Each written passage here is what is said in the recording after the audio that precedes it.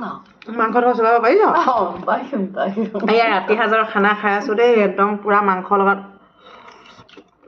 একদম পুৰা চুবাই দিছো এফালে মোৰ আইতাও খাই আছে দেখিছেনে দুইজনীয়ে খাই আছো আজি চেলেঞ্জ কৰিছো দেখিছেনে আধা শেষ কৰিলোগে মাংস ভাত দালি পানী কোমোৰা আছে এইটো কি অমিতা একদম লৈ লৈছো ঠিক আছে বাৰু ভিডিঅ'টো যদি চাই ভাল পায় লাইক কৰিব